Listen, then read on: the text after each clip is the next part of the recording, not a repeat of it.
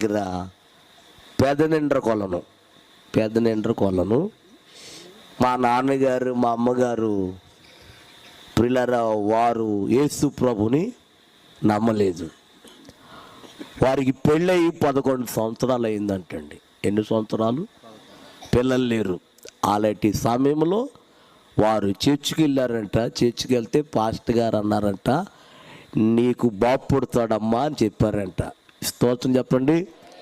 పాస్టరమ్మ గారు ఒక మాట చెప్తే ఖచ్చితంగా దేవుడు అది ఏం చేస్తాడు? నెరవేరుస్తాడండి. హల్లెలూయా. అప్పుడు మా అమ్మగారు అన్నారంట, అయ్యా మీరు అన్నట్టుగా నాకు బాబు పుడితే నేను మా ఆయన బాప్తిసం తీసుకుంటామన్నారు. స్తోత్రం చెప్పండి. ఖచ్చితంగా దైవజనుడు ప్రార్థన ఆలకించి దేవుడు మా అమ్మగారికి ఏమి ఇచ్చాడు? బాబునిచ్చాడు. స్తోత్రం. ఇద్దరు బాప్తిసం పొందిన తర్వాత మళ్ళీ బాబు పుట్టాడు, మళ్ళీ పాప పుట్టింది. ఎవరు నమ్ముకున్నాక? నన్ను మా చెల్లిని బళ్ళో జాయిన్ చేశారు. నాన్న అమ్మ అన్నయ్య పనికి వెళ్ళేవారు. రెక్కాడితే కానీ అమ్మా రెక్కాడితే కానీ డొక్కాడదు, డొక్కాడితే కానీ రెక్కాడదు, రెక్కాడితే కానీ డొక్కాడదు, డొక్కాడితే కానీ నువ్వు అనుకుంటున్నావు డెక్క ఒకటే డొక్క ఒకటేరా బాబు అనుకుంటున్నా. అలాంటి పేద స్థితి కలిగిన కుటుంబం మాది. అయితే నన్ను సినిమాలోకి తీసుకున్నారు కొంతమంది. నన్ను చాలా సినిమాలు యాక్ట్ చేశాను నేను. నన్ను ముందు ఏం చేశారంటే చెల్లిని నన్ను బళ్ళో జాయిన్ చేశారు. ఎక్కడ జాయిన్ చేశారు? చదువు మానేసి నేను షూటింగ్లకు వెళ్ళిపోయాను. చాలా సినిమాలు యాక్ట్ చేశాను, చాలా డబ్బులు సంపాదించాను. మరలా నేను ఇంటికి వచ్చేసాను.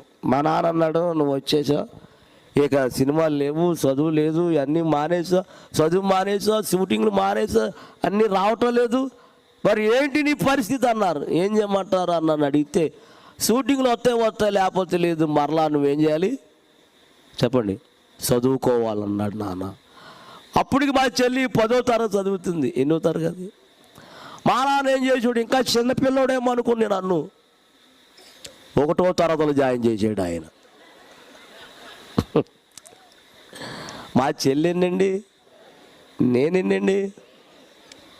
అలా జాయిన్ చేసాడో లేదో ఒక మాస్టర్ అడిగేసాడు నన్ను, బాబు నీకు ఏబిసిడీలు వచ్చా అన్నాడు.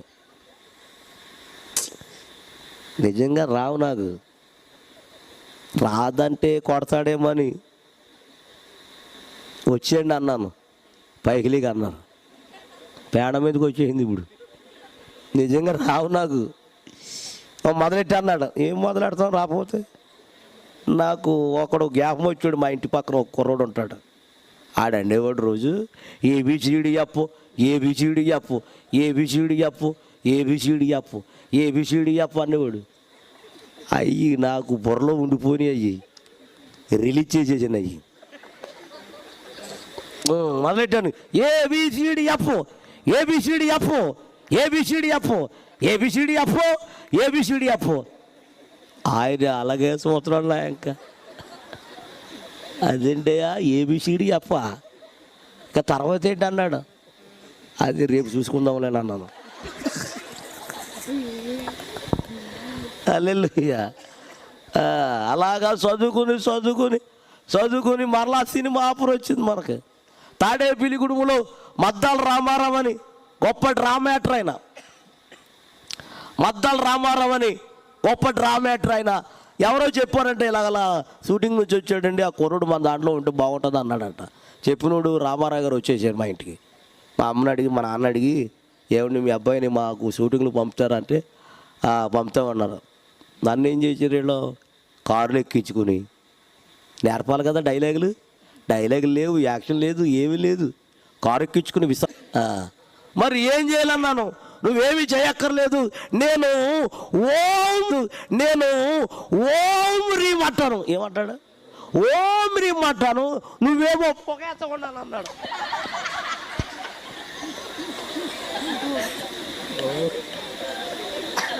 ఏమేయాలట? పొగేయాలట. ఇదే నా పని. ఏ పని? ఒక ఆయన లోపలికి రమ్మన్నాడు. ఎందుకన్నాను, నీ మొఖానికి రొంగేయాలన్నాడు. అసలే ఎరుపు కదా మొహం. అది అట్టుకొచ్చి అతను ఆడతపోలు లేక, బాబు ఏంటి ఆ రొంగ ఎవరికన్నాను, నీకే అన్నాడు. బాబు ఏంటి ఆ రొంగ ఎవరికన్నాను, నీకే అన్నాడు. మొత్తం రాసేసాడమ్మా. రాసేసి నల్ల గౌరేసేసాడు, నల్ల విగి పెట్టేసాడు. ఓసారి అర్థమెత్తావా బాబు అన్నాను. ఆయన అంటాడు, నేనేసి నాకే భయం వేస్తుందండి, మరలా మీరు అర్థం చూస్తే పారిపోతాం అన్నాడు. వద్దులే బాబు, అర్జెంటుగా బయటికి వెళ్ళాలన్నాను. ఈ తెల్లమన్నాడండి.